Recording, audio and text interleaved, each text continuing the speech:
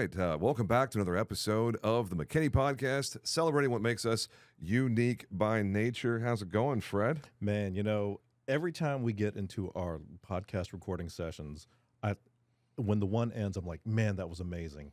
And it just keeps on ramping up. Yeah, the batch recording thing makes it very interesting for us because we have so much of what just happened just a few minutes ago, even though it's spread out over weeks and weeks for our listening audience. Yeah, you know, and I'm the guy that I don't actually watch TV. I tune in to Netflix or Prime or whatever, and I binge. I want to binge the episodes and just pump them all out there. But I know that we have a scheduled release, and I'm like, oh, it's killing me. It's like a drip and an IV. You Yes. can't give the whole IV at once. No. You got to just drip it in. It's horrible. So I want to, again, thank our listening audience and the official McKinney Moms Facebook group for High making five to the this moms. happen, because we put the request out there on my social and yours and the group and got nowhere for like a month and a half. And then my wife goes on McKinney Moms, The official McKinney the Moms. official McKinney Moms Facebook group, and less than 48 hours, we had Matthew reaching out, we had Cassie reaching out, and here we are. I tipped my hand a little bit, didn't I? So we should probably just introduce our guest. He said, this is what he says here in his bio. I graduated from McKinney Boyd High School as a National Merit Scholar finalist and as the Valedictorian of the class of 2024. Go Bronx, right? Mm-hmm. There you go. Now, someone wrote Go Lions over there. Cassie can have her Go Lions. I know you have a different perspective there. I do. Yeah, and you're going to be attending UT Austin. So it's like a double up on the Bronx, right? You got two sets of horns. That's the hand sign for Boyd, right? Was like horns up or something? Did you guys have a hand sign? I don't think we did, no. Wow. Boyd should have a hand sign. Yeah. Like, when we could talk to somebody over there. That'll be another campaign. So you're going to be pursuing a degree in computer science. Please welcome to the McKinney Podcast, or as I might like to call it, the MCKPOD. That's a McPod. McPod? That does not sound nearly as cool. It doesn't McPod. flow. It Come does on, not man. flow. What are we doing? You are killing me. Matthew Johnson, welcome to the show, man. Thank you for having me. This is great. No, man. It's a lot of fun. It's a different flavor. And we had Mayor George Fuller. We've had a city council. We've had, city manager Paul Grimes. We've had a lot of people that do very important McKinney things but there's a lot of energy that comes from having students come in here, and there we go. The music just keeps on going until you turn it off. Yeah, no, except you hit that one and it turns off. The others just Yeah, restart. we got it fixed now. Yeah, we're it's all good. good. Yeah, technology, you love it until you hate it, right? You know, we have someone here who probably could take that apart and rebuild it better. Yeah. Yeah. Ooh, I wish. Yeah. People come to me all the time. They say, oh, my computer has this trouble. Can you look at it? I say, I don't know. I'm good with software stuff, but as soon as you give me a hardware problem, I'm Okay. no clue. How about that? Yeah, so you don't want to be tech support. Not quite, no. No, you have a different angle with computer science. We'll get to that. Man, Matthew Johnson, graduate of Walker Elementary, over there in Mallard Lakes and Yep. Hidden Creek. Man, Walker Elementary is just getting all the props. It's a factory for valedictorians, apparently. That's right. The So- valedictorian machine. I love it. Okay, so Boyd High School, what was that like? Talk about your high school journey. We'll just journey backwards through a little bit of your school experience. What was it like being a Boyd Bronco? Okay, so the answer to that starts in 8th grade, actually. So I had tested out of Algebra 1 in 7th grade, so I took geometry, and then the next year I took Algebra 2. They don't offer that in middle school, so every morning for high school first period, I'd be at Boyd, and then I'd come back and do Fobby middle school for the rest of the day. So he was Dookie Howser. He definitely was the young kid at the collegiate level. You leveled up a year early. Yeah. Yeah. Yeah. But that was intimidating, to be sure. I mean, it's kind of funny to think about now, like high school sophomores were intimidating, and now I'm an 18-year-old, but it was just weird to walk around the halls, all these people taller than me and all that. So. Did they give you grief? Did they pick on you? Or did they even notice you? Most people didn't really care. I mean, because you're tall. How tall are you? 6'1", although 6'2" is what I like to say. There you go. Round up. Yeah, there well, you go. he's Round rocking up. the classic Jordans there. So Yeah. they Oh, give him that- those are dunks, aren't they? Something Nike. That's all That's I know. right. Yeah. He's not a shoe aficionado. That's right. No, it's fine. But he does have style. Yeah. He does have style. I got the appreciate that. linen Ralph Lauren coming in here. Okay. That's right. No 100% cotton. It's linen, baby. There you go. Yeah. So you were at school before your classmates were at school because you were up at the high school. Yep. 6 a.m. every day, comes early. Oh, man. Yeah.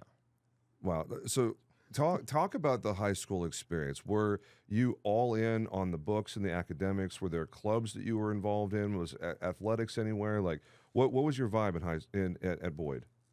Academics and clubs, definitely. Up until usually like late in the year when things wind down, every day after school, pretty much, I'm doing something till like 3 or 3:30 or 4 o'clock. Let's see, sports. So I played hockey for 9 years. Oh, cool. From about 2nd grade through 10th grade, I spent 2 years on the varsity team for all 3 McKinney high schools. Very cool. I did give that up from junior year on for a few reasons, but mostly to focus on academic things. So that's always been my main focus, I would say. Yeah. No, what's your position in hockey? Let's see. I was defense for the longest time, but I moved over to wing, usually left wing, because I'm a lefty. So Really? yeah, I'm a lefty. There you go. there you Good go. stuff, man. Now, welcome to the 10%. yeah. Now, did you hear the story of why there's so few of us, right? No. Yeah, man. Believe it or not, I fact checked this, and I think it might be actually true. In the Middle Ages, when people were dueling and having all of their like hand-to-hand combat stuff, if you're left-handed, you carry your sword in your left hand Yeah. because you're left-hand dominant. If you're right-handed, obviously you're carrying your sword in your right hand. Think about all the anatomy on the left half of the abdominal cavity. You've got your heart, you've got a bunch of vulnerable stuff, and as the story goes, a lot of left-handed people died from injuries sustained, and over the course of decades and centuries, left-handedness became a recessive gene, and now there's roughly 10% of the population is left-handed. I'd say the better 10%. In my Oh, opinion. for sure, without a doubt.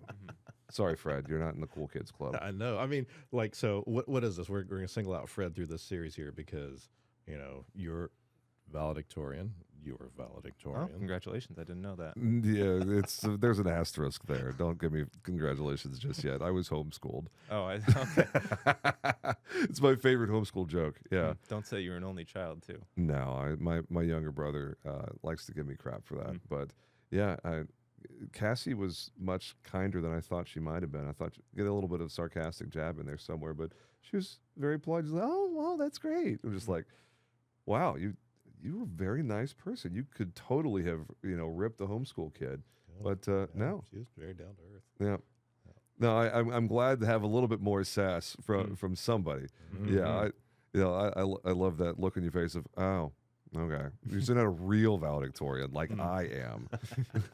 You actually beat somebody. Okay, so what was your GPA at graduation?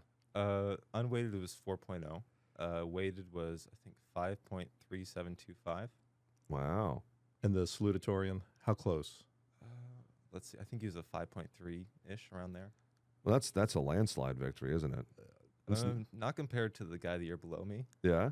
Who's about to be a senior. He's about a 5.3. The next person's a 5. Oh wow. Yeah, so that's a crazy. big difference. Like his parents make like calculus textbooks for a living. He is crazy smart. Wow. Yeah.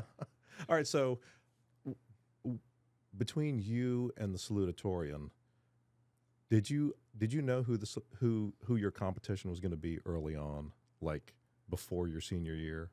Or how good are you friends with the salutatorian? Oh, he's the sweetest guy I've ever met. Yeah.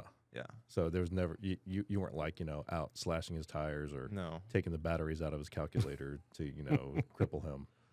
Yeah, I'm very grateful to. There's never been an ounce of bad blood between us. He's just a genuinely great person. That's so. good. All right. And so, were you always in first place position through this race, or did like the lead exchange? So the first year, well, let me backtrack. So every year, we learn what our rank is, and then after freshman year, every semester. So after freshman year, I was third. And the salutatorian was first, and then after sophomore year, I think I went into first, and then he became second, and then it stayed like that for the rest of the time. Man. Okay, so what goes through your mind? You see the rankings come out, you're third. Is there a sense of I'm going for it, or was there a moment where, the hero in the movie thinks he's down and there's no way that you could catch up? What went through your mind when you realized that you were third? So actually I thought, wow, this is great. And I can kind of explain why. So I talked to my parents about it because I think we all knew that this was a possibility. And their advice was basically do the best you can, but don't worry about the exact rank too much, which is probably the much more wise thing, I would say, in hindsight. So yeah, when I became third, I was like, oh, this is great. And then, of course, I kept that mindset of, I want to take the hardest classes I can and do the best I can just for myself. And then after sophomore year, though, once I saw that one on the screen, I was like, this is never leaving. I'm keeping this forever. That's when it all changed for me. Well, and as an athlete, you know what those competitive juices feel like. Nothing at all against kids that go through their schooling journey and aren't doing anything sports related. There's definitely winning at a club thing or an event or getting an award at UIL or theater or debate or whatever. There's something about physical competition that just hits a little bit different, where you're lining up face to face with your opponent and activating those competitive juices. Mm-hmm. I have to imagine that served you well as you're getting up the effort, the hard work, and the willpower and discipline to be literally best in class. I think I wasn't very good at hockey, so it didn't quite translate as much as it maybe could have, but definitely like when I think of, if I ever played center and the puck's about to drop and I'm like looking the other center in the eyes on the other team, it's the same kind of inward ferocity of like, okay, I have to, make this happen. Yeah, that ferocity is a great word for it. Good job there. Would love to get your take on growing up in McKinney. You're McKinney born and raised, right? You've been here the whole time? Or did you leave and come back? I've lived here my whole life, although I was technically born in Plano. I'd love to say born and raised, but I can't be completely honest saying that. Yeah, but I mean, definitely raised in McKinney. For sure. When did you guys move to McKinney? I think 2002 was when my parents moved here. Okay. Yeah. They've lived around the area since close enough. The 90s, yeah. Yeah, we'll definitely. Yeah, we'll let you skate on the fact that you were very young, and those memories are hard to pull back. So, what do you love about McKinney? Like when you reflect on your childhood and growing up here and being in the school system, what are 2 or 3 big positive things? Where it's like, man, I love McKinney because ... I think one thing is just the people. I mean, I think making friends and kind of social things hasn't always been my strongest suit, but I think here I've just found so many just genuinely great people to call friends and just companions over time. Another thing is there's a reason it's one of 3 words and the motto is nature. I think this is really a beautiful city.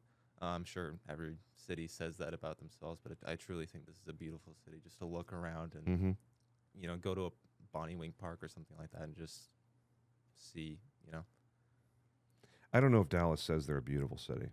I don't know. No. I don't know. Frisco's got a lot going for it. I wouldn't call Frisco a beautiful city. It's very flat. It's not very green. So you mentioned, Bonnie Wink. What do you do when you're not pressed into academics? Let's see. Probably not get outside as much as I should. I do like to run a lot, just kind of around my neighborhood. I try to do that. Lately, I've been trying to rope my friends into that as well. We're all going to UT Austin, and I'm trying to get them on the kind of Get Fit program. They actually came to me about doing it, but I'm trying to drag them into it. And it just watching the sunset as I run around. I mean, it's hard to focus because I'm like panting and out of breath, but it is beautiful just to look at as I'm exhausting myself on the sidewalk. Nice. Other than that, it's outside of school. I mean, at the risk of being generic, I mean, video games I've always loved. All right, so what's your current? There you go. What's your favorite right now? Ooh, Minecraft. Always and forever. That's I've got this. I just got this new laptop for college, and I've been playing the survival world, and it's just been great. Cool. Now, my son is 7, and when he hears you're into Minecraft, he's going to want to have me call you up and ask you questions because he's just starting to understand the mechanics of the game, and he's upset that I won't let him go online and do the online stuff. I was like, dude, you're 7, chill out. I'm not going to expose you to the internet just yet. Yeah, a little young for that, I'm afraid. My 20-year-old, my plus 20-year-old sons still find enjoyment and challenge in Minecraft. There's so much in there, and at first I thought you're just running around. I used to when they first showed it to me, I was like, you've got the best of the best gaming system with the graphics and all the other things, and you're playing something that looks way worse retro than when I was your age. And, I would get on there and, so here's my extent, right? I would grab a chicken and just be shooting eggs, right?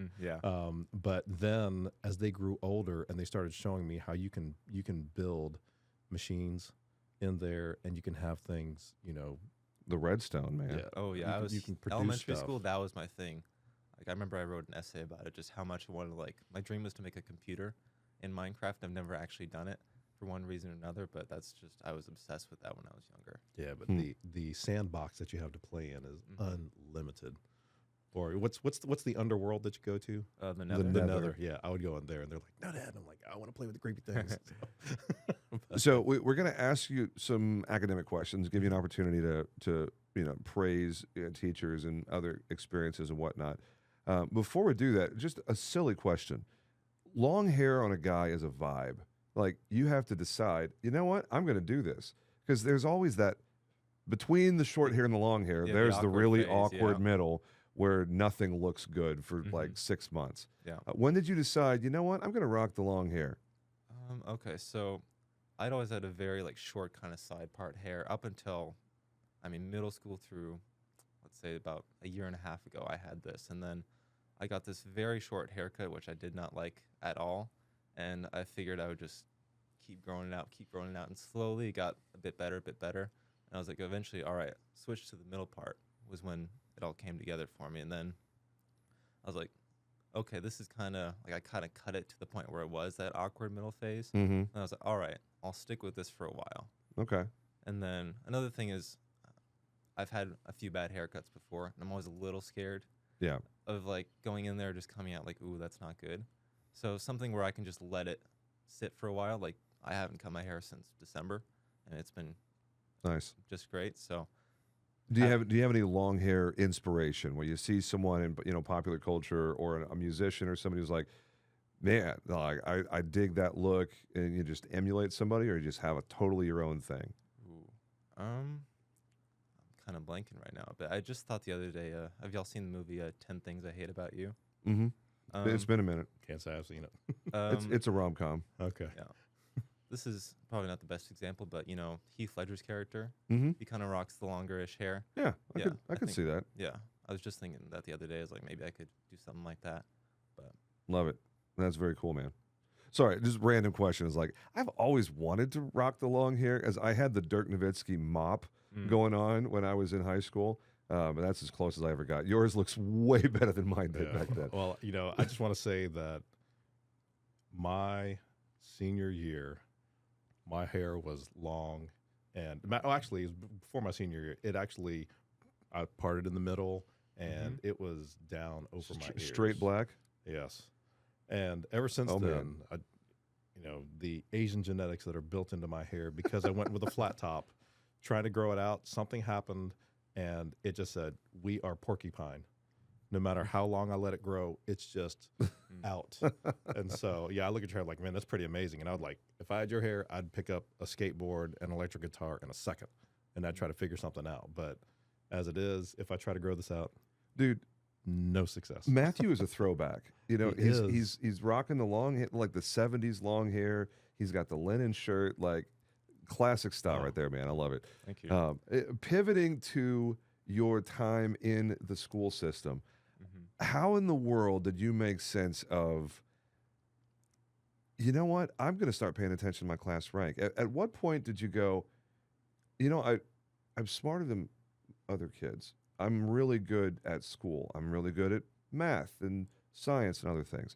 At what point did you go, you know what, this might be my thing. I might be really serious about academics. So there's a couple points for me. I remember one time in first grade, the question was, what's 6 plus 7? And instantly I was like, oh, 13. And my teacher was like, why? Explain how you got there. And I was like, I don't know. I just know it, you know? And from that point on, I realized I didn't quite think the same way as people did, although I still don't know how to explain the answer to that. I just know 6 plus 7 is 13. I'd say the other thing is in 5th grade. There's this software we use called Think Through Math, where basically every year, like let's say 4th grade, there's like a 4th grade curriculum where you do all the modules for it.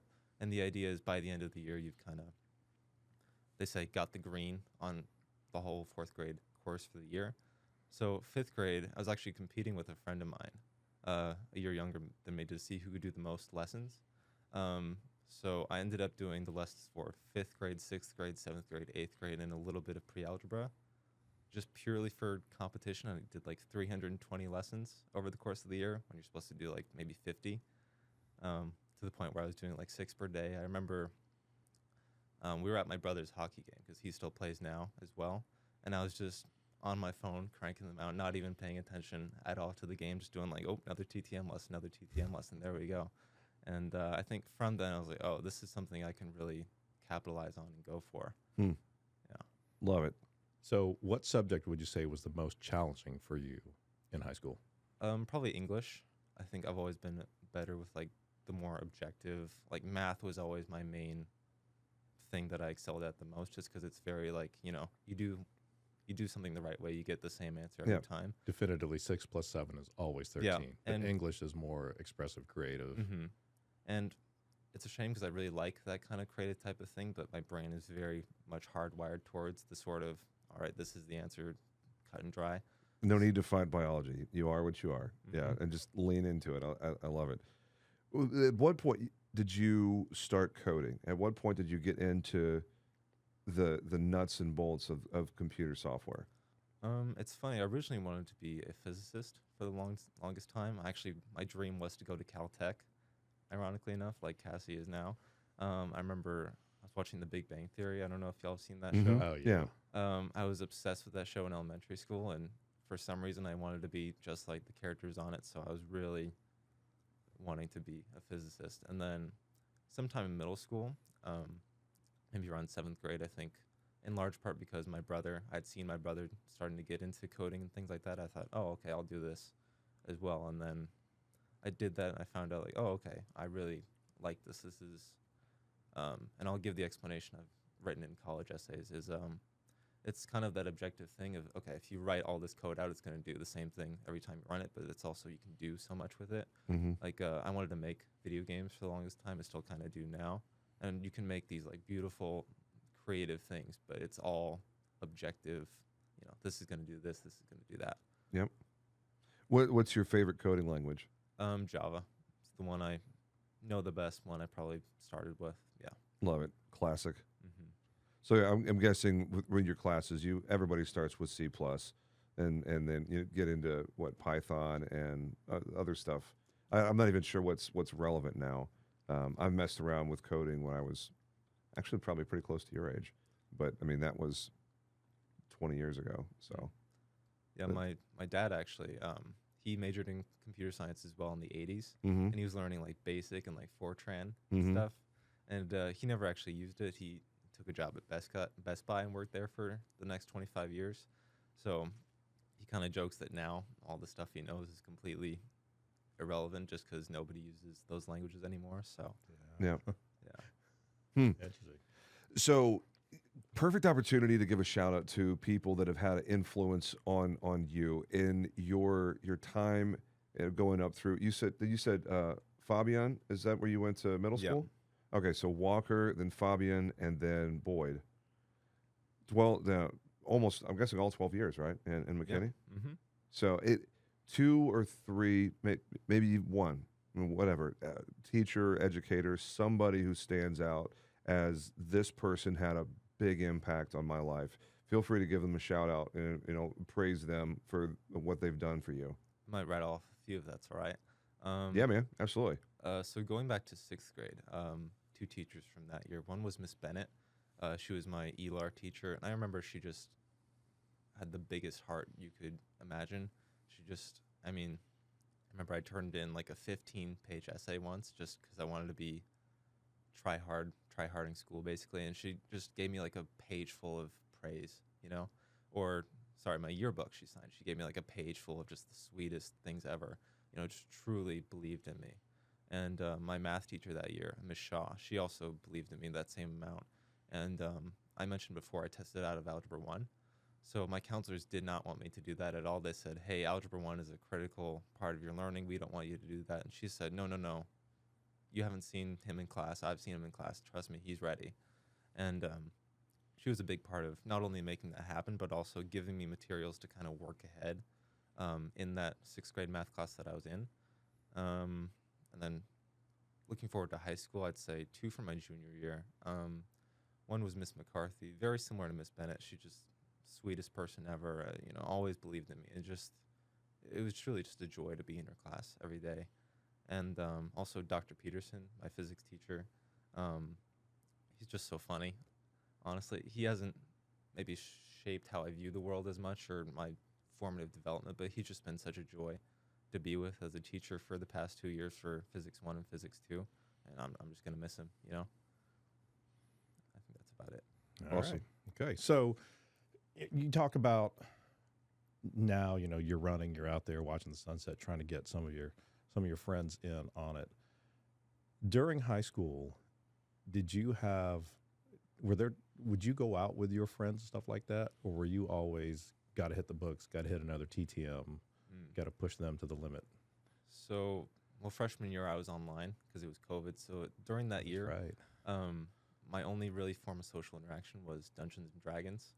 I've been big into that since around when COVID hit. And okay, the original sit down with other people game, or is it like online now? It's both. Okay. Although, of course, at that time it was just over Zoom that Sure. I would do it, and that was great because it was really my only way to connect with anyone. Because during we had like online class, but there's no really way to talk to anyone there. So, could you repeat the question? I just lost my train of thought. During high school, because you said that you as soon as you locked into that first place class Mm-hmm. ranking, like you're not going to leave that. Obviously, academics were very big for you. Were you able to go out and do things with your friends, or do you feel like you missed out on anything because of your time in the books? I'd say there were points where I definitely missed out a little bit, although I feel like I was always able to make at least some time just to hang out with friends. I think I also hung out with a lot of people who were just as dedicated to academics as I was, so we were both screwed, so we both kind of kept in mind, like, okay, we're hanging out, but only if we're both able to actually make the time for it. So Yeah. it never felt like I was losing out on too much, although there were definitely times where, I thought, okay, I'm going to be working till midnight on this project, and all these people are probably, hanging out with people and all that. It's, okay, this isn't too fun. Mm-hmm. Different goals, man. That's right. Yeah. Take dedication. That's right. And so, oh my God, I had a question and then it just left me right there. So Let me ask you the inspiration question while Fred gathers himself, and then we can get ready to land the plane with some lightning round and some a little curveball we had for every episode. When you reflect on how you got to this point, and as you look forward into college and what will be some sort of tech-enabled career, it sounds like, who's your inspiration? Is it a family member? Is it someone that you just became a big fan of? Like for me, it's Nikola Tesla was someone that I really looked at as being an innovator, someone ahead of his time. Who do you look at as, I want to be like them when I'm older? Honestly, I've never had one like major person, although I'll say a couple things. I'll say one, my parents, just because they've worked so hard my whole life just to provide for me and my brother and just to make our lives as good as they've been. And I just wonder sometimes how they manage all of that, and just being able to kind of, I guess, persevere through that is really inspiring. Also, another one is, do y'all know who David Goggins is? Oh, yeah. Yeah, I've been a big fan of him for a little while. Navy SEAL. that's it. Yeah. Can't hurt me. Yeah, that's it. Okay. And All just the mindset of like, all right, I'm going to dig into this even further, the stuff that sucks to do. Yeah. I'm just gonna dig it into it even further because honestly, I don't like doing schoolwork. I really don't. It sucks. But I just have to look at myself and say, all right, I really need to attack this with every bit of me, just so I can really, bring this home. And I think that mindset of like, all right, embrace the suck, I think is what he says. Just doing that is inspiring for me. Okay, so on that point, obviously you were made for academics. You were, you understand the learning process and stuff like that. What would you say to somebody who has to struggle or has a struggle with their academia, with understanding concepts? What would you encourage them with? I think, again, that's just that same thing of perseverance. I think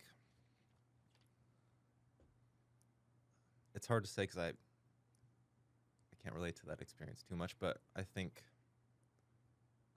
if you have faith in yourself, and that's the biggest thing that has helped me over the years, is having those teachers, like I said before, who just truly believed in what I was capable of doing. And I think anyone who can do that for themselves, regardless of, oh, I struggle with this, oh, I'm great at this naturally or whatever, I think anyone can truly be great at that as long as they just have that foundation of, okay, I can do this, telling myself, okay, I can do this.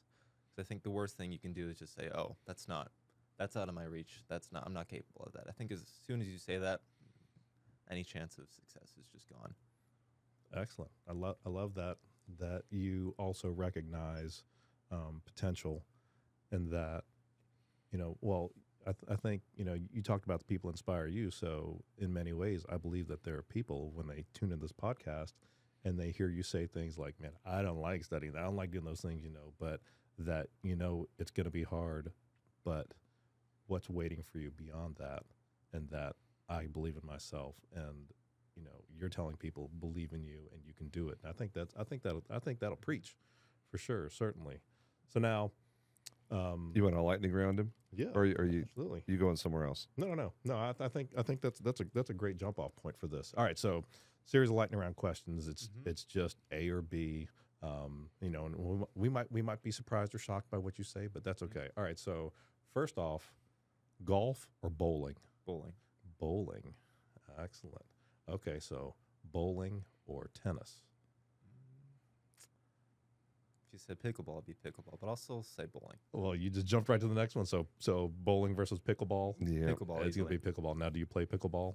I did, sort of last summer. I did quite a bit with my friends, and it was very fun. Mm-hmm. Speaking of summer, what are you doing with your summer? It's kind of a tale of two summers for me, up until this week and then everything before. Everything before, I've no job, nothing to really do, so I've just been basically hanging out, the classic sleep until noon and, stay up till midnight and all that, and just, Minecraft. Yep, exactly. I remember the question I wanted to ask. Academics, obviously very important to you, and success and leaning into it and all the drive. What was your attendance like? Did you miss a lot of school, or barely any at all? Or are you perfect attendance since third grade?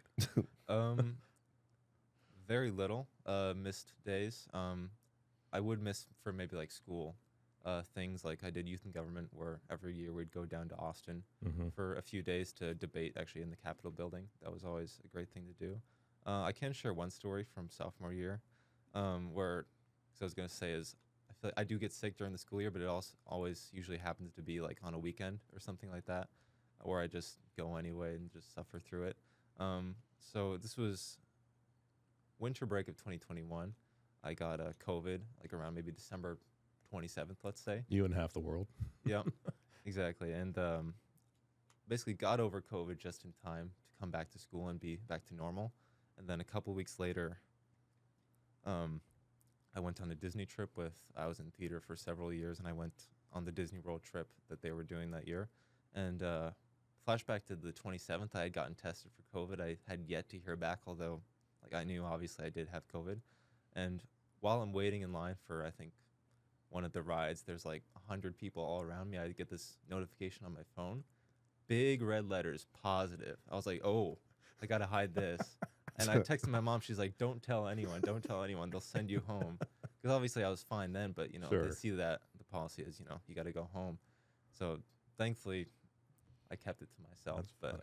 It's Yeah, like, buddy. no. It was December 27th, Exactly, people. yeah. Y'all It's chill like, out. Look at the Yeah. calendar. Look at the calendar. Oh, So you yeah. mentioned theater. So did you step away from theater for academics? Yeah, I never really had time to. So 8th grade, I was able to do a musical and a couple of plays here and there as well. What was the musical? Guys and Dolls. Okay, Yeah. excellent. So back then because I'd done my sort of after school academic clubs and stuff long enough that I could not show up to meetings and they're like, all right, we trust you. And so I'd be at rehearsal pretty much every day after school. By the time high school rolled around, well, freshman year, again, I was online, so there's nothing I could really do. And sophomore year onward, I had after school clubs that I needed to be at. And all of a sudden, just regardless of that, even just with homework, I never quite had time to do another musical, which is a shame because it would have been fun. But And then the youth in government, was that just one event, or is there something about that? Was it the debate side or the government side that drew you into that? I think actually I was kind of voluntold Oh. originally. But the teacher was like, hey, you'd be good for this. I'll put you in it. And thankfully, I mean, I loved it. I'd say I think the debate is very nice. I think because, again, that's one of the things I'm not the best at. But I think being able to kind of push myself towards the goal of, and this is kind of going back to what I said earlier, is, if you believe in yourself, you can get there. I think eventually I was able to get to the point where I could win a couple of awards for specifically debating. Whereas when I started, everyone was wearing a suit and I had a jeans and a t-shirt because I didn't even know the dress code. That's where I was kind of starting. So it was nice to be able to watch myself grow in that program. Excellent. Okay, so another challenge point that you just dug in. All right, so Taylor Swift, Post Malone. Taylor Swift. Okay, all right. All right, Okay, theater all right. kid. Mamma Mia or Hamilton? I'll say Hamilton. Now, I love you had to think about that for a second because they're both so good. Yeah. Yeah, but have you seen Mamma Mia? Only the movie, I'm afraid. Or Okay. actually, Are you familiar with the group that ABBA? Yeah. Okay. They're great. Okay. I did see, actually, I went to a theater thing and there was another school doing like scenes from it, although they didn't do the best job of performing it. So I try not to consider that when I think of Mamma Mia. All right. Okay. All right. So just out of curiosity, though, since we've mentioned many musical things, what do you listen to, Let's see. or who do you listen to rather? It's sort of a mix of like classic rock and like modern rap, and also kind of anything from like the late 90s and early 2000s I really like as well. So we're basically like friends just 20 years apart. That's right. Like Yeah. I was listening to it the first time around. You're listening to it 20 years later, Exactly, appreciating yeah. the same music. Except you have way better hair than I did back then. I So, appreciate that. No.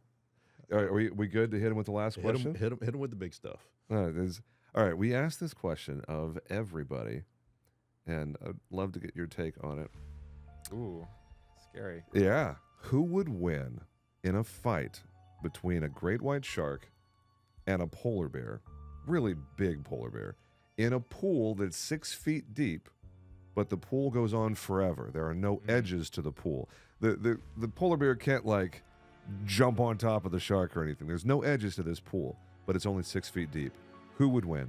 Ooh, okay. Well, I think I just have to talk my way through this, right? So obviously Yeah. the polar bear is standing the whole time, right? Now that does offer the advantage of, it's got these claws that can grab away at the shark there, but ooh, I don't know. I mean, the shark. The thing is, I think if the shark is fast enough where I can get behind the polar bear, I think that's endgame. I think I have to give that to the shark. Team Shark. Okay. 2 in a row. Yeah. Team Shark is well represented today. Yes. Yeah. What's it? Did we ask Cassie? Yes. And she she's said Team Shark. And and Sandeep said he was polar bear. He was right? polar bear, but then he went centrist and said, but I could see either one winning. yes. I was like, that's a very politician thing to Yeah, say, that's isn't right. it? That's right. Okay. Okay. So chalk up another one for Team Shark. The field is leveling there. We started off at Team Polar Bear, which is boom, boom, boom, boom, interesting. boom. But Team Shark is making a strong comeback. Yes. What did the mayor say? Just out of curiosity. He was Team Polar Bear. Oh, okay. Yeah. Oh. Yeah. Man, this music is kind of creepy, isn't it? Yeah. Did we miss anything that you wanted us to hit on? Was there any questions that you're like, oh man, I wish we would have talked about blank? No, not really. I figured I was thinking of, okay, they're probably going to ask me about what it's like growing up in McKinney. I was trying to think of like, ooh, I don't know. Because the thing I was thinking is like, how do you ask a fish to describe what being in water is like? Yeah. Like I've lived here my whole life. It's pretty much the only thing I'm used to. It's just, this is home, Oh, I've That's all got I a can really question. say. What makes Boyd the best? Not the football team, that's for sure. Oh, No. listen to that. That was quick. Man, I feel like you poked a soft spot there. Let's see. It's okay. We have a good volleyball team, so it levels out. I don't know. That's hard to say. I think kind of what I said before, but the people, at least for me, I think that was always my favorite part of just school in general was, just getting to talk to my friends and, teachers that I like to talk to and, just having those interactions. Was And it's by always great. far the prettiest campus. The Mhm. building, the campus, like The being- the rolling, it's Lake Forest, right? yeah. Yeah, Mhm. the way the road goes. Although, I do have to say that McKinney PD, big props to them because they make sure that people are aware of and abide by the speed limit on Lake Forest. Oh yeah, they don't mess around with the area around Boyd. No, I'm pretty sure there's lots of tickets written in that section. Yes. So- But you know what, though? You don't have to get a ticket if There you just go. obey the speed limit. Well, Yeah. man, Matthew Johnson, thank you so much for your valuable time today. This has been a fantastic conversation. Yes, absolutely. And I don't ever really say this, but for you, I will say good luck this fall and hook 'em horns. Thank you. Hook 'em. Yeah. Yeah. And the SEC thing is going to be interesting. Yeah. Are you a football fan? Do you care about that stuff? I know you never really played at anything other than hockey. Are there things that you like to watch? He's already thrown shade at his alma mater. I'll say the only sport I really love to watch is Formula One. I'm obsessed Ooh, with that. But Who's your favorite driver? Leclerc, which is Yeah, depressing, but I manage. yeah, I can see that. So do you have a PlayStation? I do have a PS4. Hmm. My neighbors actually gave it to me just randomly, so I So have it now. Oh, wait a minute. F1, what's your favorite track? Silverstone, definitely, especially after the race they just had over there a Mm. couple weeks ago. Man, thanks to the show on Netflix, I became a huge fan back at season 2 of that show. I was on a mastermind thing for business over in Phoenix, and the house that I was staying at, the Airbnb house, I was the only one who was clueless about F1. And the whole weekend I was there, everybody's talking F1, this season of Drive to Survive, and I'm just like, okay, I guess it's time I pick up F1 because it sounded so interesting. And then we watched the 2 seasons that were already out. I'm like, holy crap, this is awesome. I was clueless about F1. I had no idea. I just kind of thought it was basically the same as IndyCar. And come to find out, nope, it is definitely not even close. And then realizing how huge the sport is, Yeah. basically the whole world. Mm-hmm. I mean, Europe, Asia, there's not a lot going on with F1 in the continent of Africa, No. but I mean, just about everywhere else on planet Earth, it's wildly popular. It is, and it's growing in the U.S. at a massive rate too. I mean, they just added 2 more races here in the last 2 years, so Yep. it's really picking up speed. over Miami here. and Las Vegas, right? Yeah. F1, that's the one where the jack is in the car, right? And they just hook up the hose and the jacks are built into the car and it just lifts it up. They have a little ferry thing. That's a little like platform that the car sits on. They can literally like just roll the car around on a little platform thing with wheels on But I it. mean, when they come in the pit. I think they have a jack guy that just brings it in and Yeah. lifts it up. Okay. Yeah, they have this little T-shaped jack thing. Okay. Maybe it's changed. Or maybe I remember watching. This don't is an know. absolute curveball Yeah. for the end of an episode. We Yeah, should- I don't know what race it was, but I seem to recall it man. looked like the jack mechanism was actually in the car and it just down from it. But I that's don't know. okay. So we're gonna see you out on the track when you're not on the books. Oh, definitely, I definitely. mean, All there's a track in Austin. I mean, you can drive Yeah. over there to the At Circuit of the COTA, Americas. That's right. Yeah. Dakota. Yeah. There you go. Oh. Okay, I'm just gonna press stop on this episode because we're off the Let's rails keep here. on going. No. Matthew Johnson, thanks, man. This has really been a great time together. And I've already said hook 'em horns once. I'm not going to say it a second time, man. I can't do it. Just throw it to the camera. Sick 'em Bears? How about sick? No, sick 'em Bears? No. Try to Yeah, there you get that go. on screen. No, you've got one. Yeah, you you're got one right right there. Yeah. Everybody gets a camera in here. All right, ladies and gentlemen, thanks for listening. We love to hear your comments and feedback. Hit us up at mail@McKinneyPodcast.com and join the group on Facebook. That's it. Y'all have a great day.